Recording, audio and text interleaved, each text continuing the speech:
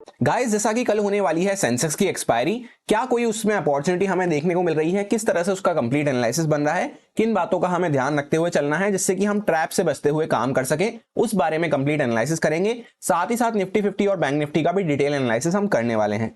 तो स्वागत है आपका एक और डेली एनालिसिस वीडियो में। सबसे पहले हम लोग बैंक निफ्टी के चार्ट को चेकआउट करते हैं वन डे टाइम फ्रेम पे।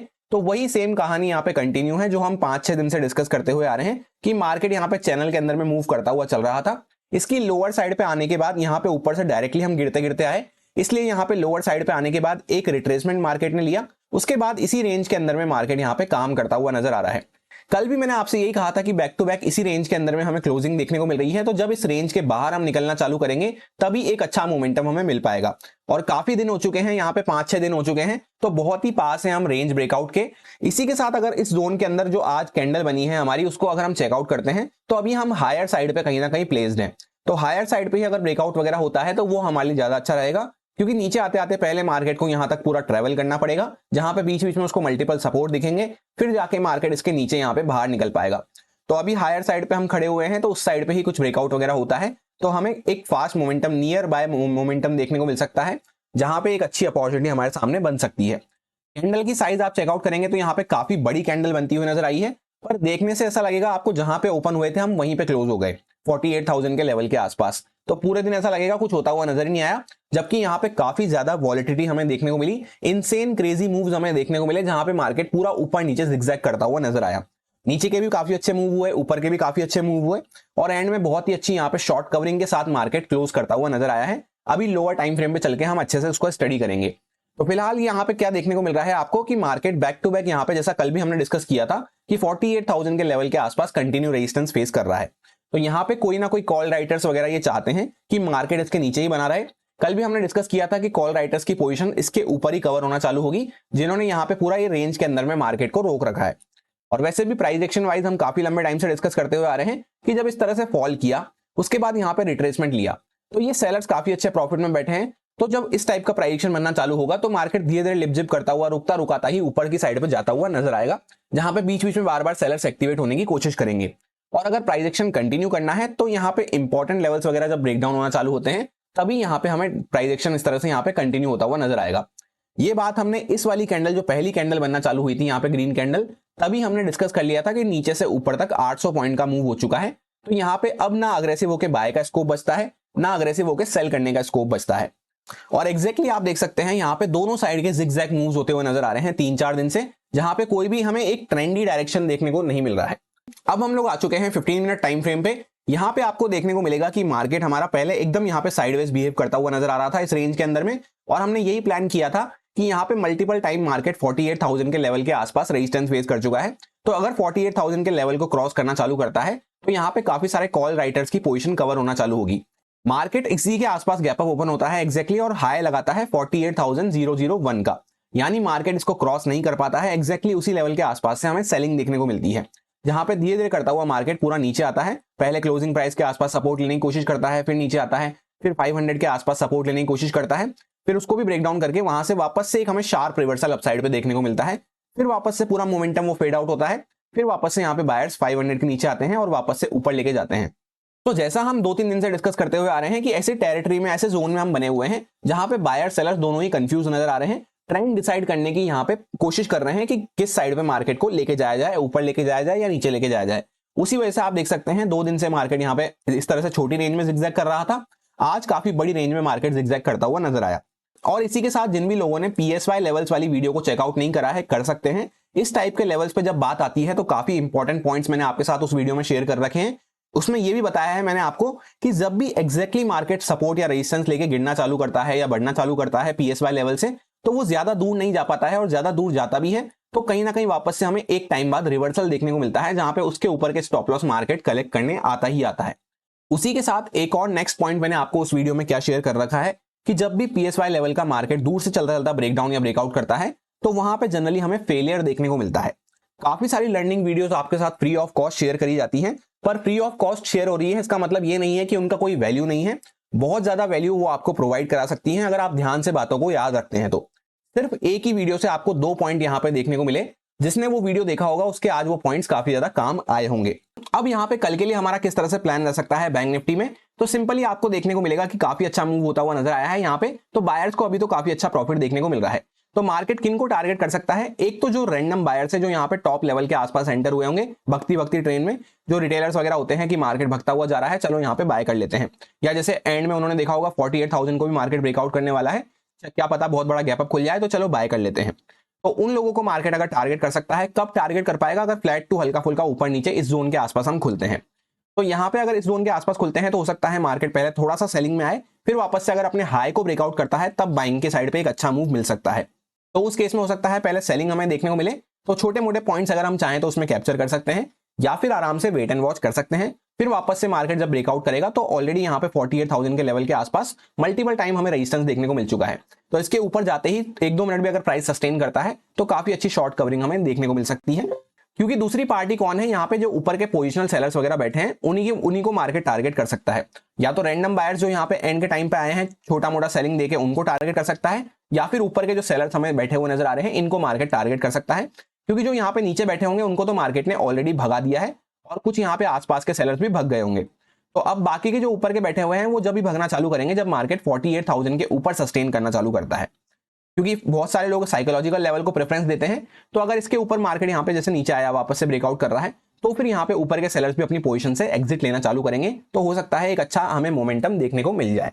तो सिंपली फ्लैट के केस में अगर सेलिंग में मार्केट जा रहा है तो पहले छोटे पॉइंट्स हम कैप्चर करते हुए चल सकते हैं या वेट कर सकते हैं। फिर अगर मार्केट हाई को ब्रेकआउट करता है तो बाइंग साइड पे हम फोकस रख सकते हैं। डायरेक्टली मार्केट बड़ा गैप अप खुल जाता है तो ऑलरेडी प्राइस काफी अच्छा एक्सटेंड हो चुका है और पॉइंट्स हमारे ऐड हो चुके होंगे इसमें।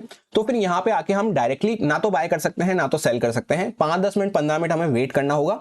फिर उसके बाद वेट करके हमें ये ऑब्जर्व करना है कि मार्केट ऊपर के सेलर्स को यहाँ पे टारगेट करने जा रहा है, कंटिन्यू मूव करता हुआ चल रहा है। तो 5 मिनट टाइम फ्रेम पे कुछ स्विंग वगैरह मिलती है, कुछ कैंडल मिलती है, जहां पे हम छोटा सा स्टॉप लॉस डाल के क्वांटिटी कम रखते हुए अपना काम कर सके, क्योंकि ऑलरेडी काफी अच्छा मूव हो चुका है। तो वैसे भी हमारा स्टॉप लॉस क्या होगा? बड़ा बनेगा। तो बड़े स्टॉप लॉस के लिए क्वांटिटी कम रख के अगर हम काम कर सकें तो ही हमें काम करना है, अदरवाइज आराम से हमें वेट एंड वॉच करना है। क्योंकि अगर डायरेक्टली मार्केट गैप अप खुल के भगता हुआ जा रहा है तो भगने को तो भग सकता है ऊपर के सेलर्स को टारगेट करता हुआ, पर हम उसमें एंट्री प्लान नहीं कर पाएंगे, क्योंकि रिस्क मैनेजमेंट हमारा प्रॉपर अगर नहीं हो पा रहा है तो रिस्क रिवॉर्ड के अकॉर्डिंग वो हमारे लिए फ्रूटफुल नहीं रह पाएगा। तो अवॉइड कर देंगे हम उसको, या फिर क्वांटिटी एकदम कम करके कोई स्टॉप लॉस डालने की जगह मिल रही है तभी प्लान करेंगे। और वहीं पे 5-10 मिनट वेट करके हमने देखा कि मार्केट नीचे निकलना चालू कर रहा है। तो एक दिन पहले क्या हुआ? मार्केट गैप अप खुल के नीचे आया, क्लोजिंग प्राइस को ब्रेक डाउन कर दिया और फिर वापस से जिगजैग करता हुआ नजर आया। तो अगली बार हो सकता है मार्केट क्लोजिंग प्राइस के आसपास सपोर्ट लेके अगर वापस से कुछ ऊपर जा रहा है तो हम बाइंग की साइड पे सोच सकते हैं।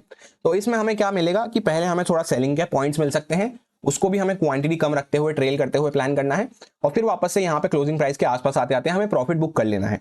वैसे भी यहाँ पे 48,000 वगैरह का लेवल भी आएगा, तो फिर अगर वापस से मार्केट ऊपर जा रहा है तब हम यहाँ पे ब्रेकआउट हाई वगैरह ब्रेकआउट होता है तब सेकंड हाफ में बाइंग के बारे में सोच सकते हैं।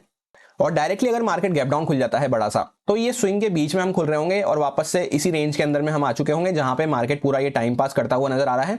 यहां से लेकर यहां तक ये पूरा हमारा एक चॉपी एरिया बना हुआ है, साइडवेज एरिया बना हुआ है, तो इसी के अंदर में वापस से आ चुके होंगे। तो यहाँ पे कोई अच्छे मोमेंटम हो सकता है हमें ना मिल पाए, और यहाँ पे इसमें हम छोटी मोटी स्कैल्पिंग करते हुए चल सकते हैं, क्योंकि मार्केट यहाँ पे जैसे यहाँ पे खुला तो ये ऊपर के बायर्स खतरे में आएंगे तो मार्केट वॉलेटाइल जिगजैग यहाँ पे बना रह सकता है। ऊपर के बायर्स खतरे में आएंगे, नीचे के बायर्स भी प्रॉफिट बुक करेंगे। कोई सोचेगा कि यहाँ पे मार्केट भगता हुआ जा रहा है, अच्छे प्राइस पे मिल रहा है, ऐड कर लेता हूं, तो सबका यहाँ पे डिफरेंट सेंटीमेंट वर्क करेगा। तो इसके बीच में मार्केट थोड़ा सा जिगजैग कर सकता है, फिर किस तरह से ब्रेकडाउन या वापस से ऊपर आके ब्रेकआउट कर रहा है तभी हमें कोई अच्छा मोमेंटम मिल पाएगा। तो गैप डाउन के केस में छोटी मोटी स्कैल्पिंग कर सकते हैं, या फिर वेट कर सकते हैं कि मार्केट जैसे ऊपर आया वापस से ब्रेकआउट वगैरह कर रहा है तो बाय कर लिया, या जैसे नीचे निकला तो फिर वापस से मार्केट सेकंड पोजीशन पे इस पे ब्रेकडाउन वगैरह कर रहा है 500 वगैरह के नीचे जा रहा है लेवल के, तब हम सेलिंग के लिए प्लान रख सकते हैं। बीच के एरिया को थोड़ा सा हमें अवॉइड कर देना है। ये सारे कुछ इंपॉर्टेंट लेवल्स रहेंगे जिन पे मैं ट्रेडिंग करते टाइम फोकस रखूंगा। 340 के आसपास हमारा सपोर्ट बना हुआ है, 48,000 के लेवल के आसपास कंटिन्यू हम रेजिस्टेंस फेस कर रहे हैं, 252 के आसपास नेक्स्ट रेजिस्टेंस हमारा हो सकता है। पहले ये सपोर्ट था, इसका ब्रेकडाउन करा, जब से ये कंटिन्यू मार्केट इस पर रेजिस्टेंस ले रहा था। 500 का साइकोलॉजिकल लेवल है, डाउन साइड पे 47,000 का साइकोलॉजिकल लेवल हमें देखने को मिल रहा है। अगर मार्केट 200 वगैरह के नीचे जाना चालू करता है तो इसके नीचे हो सकता है एक फ्रेश लो हमें देखने को मिले। अब हम लोग आ चुके हैं निफ्टी 50 के चार्ट पे। सबसे पहले यहाँ पे भी प्राइस रिट्रेसमेंट लेके एकदम सेंटर में खड़ा हुआ है, उस वजह से बायर सेलर्स यहाँ पे दोनों कोशिश करते हुए नजर आ रहे हैं। इस वजह से यहाँ पे भी काफी अच्छी वॉलिडिटी आज के दिन हमें देखने को मिली। बीच में यहाँ पे प्राइस क्या है, कंफ्यूज बना हुआ है, सेलर्स भी कोशिश कर रहे हैं, बायर्स भी कोशिश कर रहे हैं, दोनों पार्टी यहाँ पे डिसाइड कर रही है कि मार्केट किस साइड पर ट्रेंडी करवाया जाए। यहाँ पे भी एक बड़ी सी कैंडल बनती हुई नजर आई है, जिसमें कैंडल हमें हैमर टाइप ऑफ कैंडल देखने को मिल रही है। तो कल के दिन मार्केट अगर सही लेवल के आसपास ओपन होता है, हल्का फुल्का फ्लैट नीचे ऊपर नीचे, यहाँ पे और रिट्रेसमेंट वगैरह करके वापस से ऊपर ब्रेकआउट कर रहा है इसके हाई को, तो हमारा बाइंग साइड पे ही प्लान रह सकता है, छोटा सा स्टॉप लॉस डाल के। जहां पे स्विंग के बीच में जब तक हम बने हुए हैं तब तक हमें थोड़ी सी क्वांटिटी कंट्रोल में रखते हुए काम करना है। इस कैंडल के आसपास से हम ये बात डिस्कस करते हुए आ रहे हैं कि जब भी बीच में हम बने रहते हैं तो यहाँ पे जिगजैग वॉलेटिलिटी रहती है अगर मार्केट ऊपर भी जाता है तो, क्योंकि अगेंस्ट द ट्रेंड चल रहे हैं। और नीचे जब भी जा पाएगा अच्छे से जब कुछ इंपॉर्टेंट लेवल्स वगैरह 22,000 के लेवल के आसपास उसका नीचे ब्रेक डाउन करना चालू करेगा।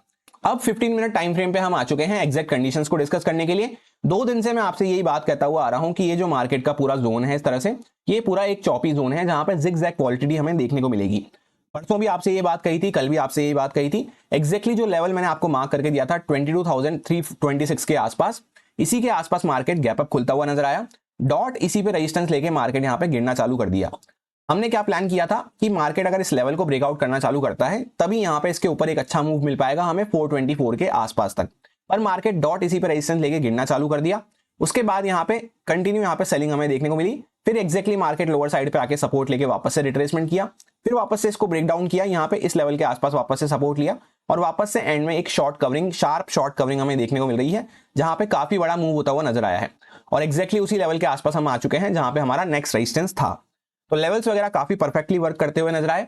प्लान हमने ये किया था कि इसके ऊपर मार्केट क्रॉस करेगा तभी बाइंग के लिए इंटरेस्टेड रहेंगे, पर ऐसा कुछ होता हुआ नजर नहीं आया। उसके बजाय मार्केट इसी जोन में पूरा जिगजैग वॉलेटाइल बना रहा। अब कल के लिए हमारा किस तरह से प्लान रह सकता है, तो सबसे पहले तो यहाँ पे काफी अच्छा मूव होता हुआ नजर आ रहा है। तो जो ये बायर्स वगैरह बैठे हैं इनको काफी अच्छा प्रॉफिट देखने को मिल रहा होगा। और इस लेवल के आसपास हम इंपॉर्टेंट रेजिस्टेंस लेवल के आसपास हम आ चुके हैं, जिसके ऊपर प्राइस क्रॉस करता है तभी हमें नेक्स्ट बाइंग का मूव मिल पाएगा, क्योंकि एग्जैक्टली यहीं से हमने ये फ्रेश ब्रेकडाउन करके शार्प सेलिंग बनाना चालू किया था इस तरह से। इसलिए ये लेवल मैंने आपको मार्क कर रखा था। तो अभी भी ये लेवल हमारे लिए इंपॉर्टेंट रहेगा। जब इसके ऊपर वापस से कुछ क्रॉस करते हैं, लेट सपोज मार्केट हल्का फुल्का ऊपर नीचे इसी जोन के आसपास खुलता है, तो पहले हो सकता है मार्केट थोड़ा सा सेलिंग में जाए। जो यहाँ पे रैंडम बायर्स आते हुए नजर आए हैं भगते हुए मार्केट को देखकर, एंड के टाइम पे यहाँ पे ऊपर कहीं एंटर करे होंगे, पहले उनको हटाने जाए, फिर वापस से अगर मार्केट कुछ इस लेवल का ब्रेकआउट करता है तभी हम यहाँ पे बाइंग में इंटरेस्टेड रह पाएंगे। अब सपोज करते हैं कि मार्केट गैप अप खुल जाता है, डायरेक्टली कोई अच्छा गैप अप हमें देखने को मिलता है। तो आज के दिन गैप अप खुल के मार्केट सेलिंग में गया था। एक दिन पहले गैप अप खुल के मार्केट पहले ऊपर आया, फिर वापस से सेलिंग में गया और फिर साइडवेज काम करता हुआ नजर आया। तो अगले दिन यहाँ पे अगर वापस से गैप अप मिलता है तो ये 2 प्रोबेबिलिटी के लिए तो मैं पर्सनली काम करने में इंटरेस्टेड नहीं हूं। तो अगर यहाँ पे डायरेक्टली कुछ प्राइजेक्शन बनता है तो छोटा सा स्टॉप लॉस डाल के प्लान कर सकते हैं, क्योंकि काफी अच्छा मोमेंटम हो चुका है। तो हम ये सोचेंगे कि यहाँ पे एक अच्छा मूव मिल जाए तो उसमें हमें क्वांटिटी कम रखनी होगी, जिससे कि हो सकता है हमारा स्टॉप लॉस थोड़ा सा बड़ा बने। तो वहां पे अगर कुछ 5 मिनट टाइम फ्रेम पे कंटिन्यू प्राइजेक्शन बनता है, छोटा सा स्टॉप लॉस डाल के हम काम कर सकते हैं। और अगर गैप अप के केस में 5-10 मिनट हमें वेट करना है सिर्फ कि क्या मार्केट 5 मिनट टाइम फ्रेम पे अपर साइड का प्राइजेक्शन बना रहा है या फिर नीचे निकलना चालू कर रहा है। नीचे निकलना चालू करता है तो एक दिन पहले क्या हुआ था, क्लोजिंग प्राइस का मार्केट ने ब्रेकडाउन किया, फिर वापस से ऊपर आया, फिर वापस से नीचे गया।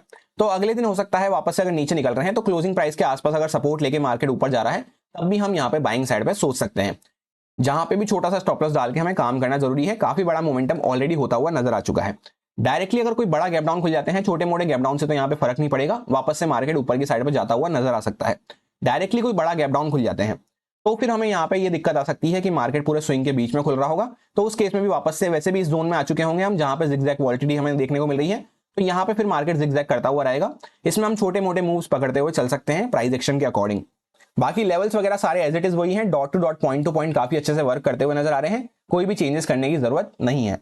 अब हम लोग आ चुके हैं सेंसेक्स के चार्ट पे। इसकी भी सेम सा यहाँ पे कंडीशन है कि यहाँ पे मार्केट सपोर्ट लेके ऊपर निकलना चालू करा है, एक रिट्रेसमेंट लेके हम यहाँ पे भी सेंटर में कहीं पे प्लेस्ड है, जहाँ पे बायर सेलर्स दोनों ही कंफ्यूज होते हुए नजर आ रहे हैं। इसमें भी आज के दिन हमें हैमर कैंडल बनती हुई नजर आई है काफी बड़ी, जहाँ पे मार्केट नीचे भी गया ऊपर भी गया, जिगजैग वॉलेटिलिटी क्रिएट करता हुआ नजर आया। तो कल के दिन सिंपल हो जाता है हमारे लिए कि अगर वापस से इसका हाई क्रॉस कर रहा है तो बाइंग साइड पे हम फोकस रख सकते हैं। डायरेक्टली कोई बड़ा गैप डाउन खुल जाता है तो कैंडल के बीच में हम खुल जाएंगे, तो यहाँ पे जिगजैग वॉलेटिलिटी होती रहेगी। वैसे भी वापस से हम इसी जोन के अंदर में आ जाएंगे जहाँ पे मार्केट जिगजैग कर रहा था।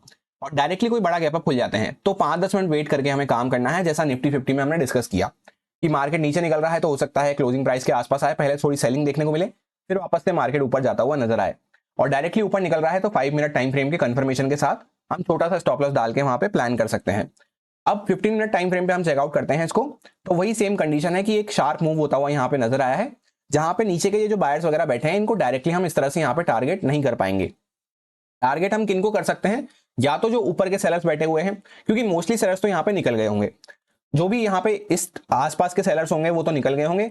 ऊपर के जो सेलर्स बैठे हुए हैं, जो पोजिशनल सेलर्स वगैरह होते हैं, या तो मार्केट उनको टारगेट कर सकता है, और उसके लिए मार्केट जैसे यहाँ से कंटिन्यू चलता हुआ आ रहा है तो बीच बीच में उसको रिट्रेसमेंट वगैरह की जरूरत पड़ेगी। तभी वो टारगेट कर पाएगा।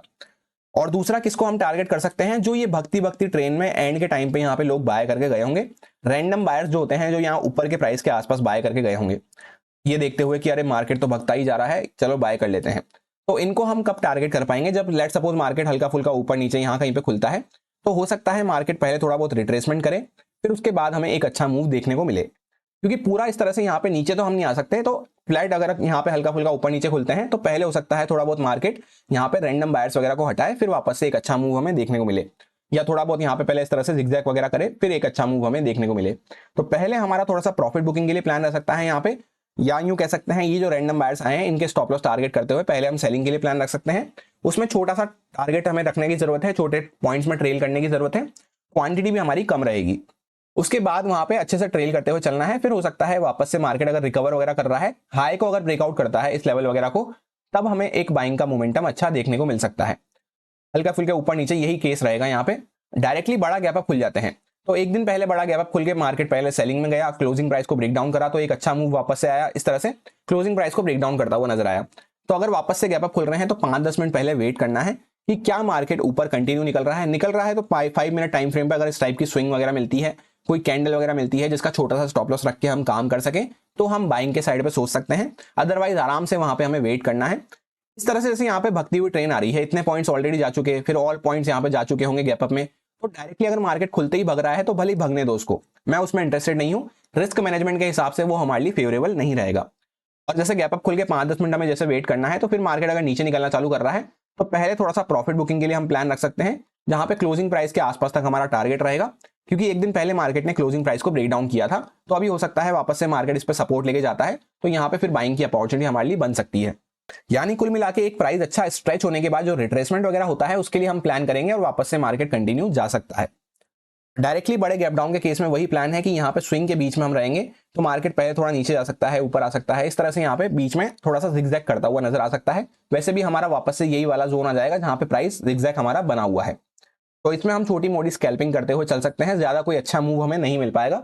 वैसे भी यहाँ पे क्या है, एक्सपायरी है, तो अगर इस स्विंग के बीच में यहाँ पे मार्केट बीच में खुल जाता है तो ऊपर से कॉल सेलिंग स्टार्ट हो जाएगी, नीचे से पुट सेलिंग स्टार्ट हो जाएगी, तो मार्केट हो सकता है फिर बीच में ही यहीं पे टाइम पास करता हुआ रह जाए और ऑप्शन सेलर्स को अच्छा प्रॉफिट मिल जाए। ये सारे कुछ इंपॉर्टेंट लेवल्स रहेंगे जिन पे मैं ट्रेडिंग करते टाइम फोकस रखूंगा। यहाँ पे 73,365 के आसपास एक लेवल है, 679 के आसपास एक रेजिस्टेंस का लेवल है, यहाँ पे 74,000 के आसपास एक साइकोलॉजिकल लेवल हो जाता है, फिर 300 के आसपास एक लेवल है। डाउन साइड पे 534 के आसपास एक सपोर्ट है या साइकोलॉजिकल लेवल भी हम मान सकते हैं 500 का।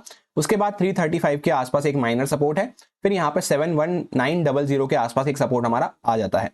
यही मेरा सिंपल सा एनालिसिस बन रहा था तीनों इंडेक्सेस में, जो आपके साथ प्योरली एजुकेशन एक्सपीरियंस पर्पस से शेयर किया गया है, सारे लॉजिक्स एंड रीजंस को एक्सप्लेन करते हुए। अब अगर आपको अच्छा लगा हो, समझ में आया हो, तो आप इसको यूज में ले सकते हैं अपने रिस्क पे, अपने प्रॉपर रिस्क मैनेजमेंट को फॉलो करते हुए, अच्छे से स्टॉप लॉसेस वगैरह को फॉलो करते हुए। Happy Sensex expiry, thank you.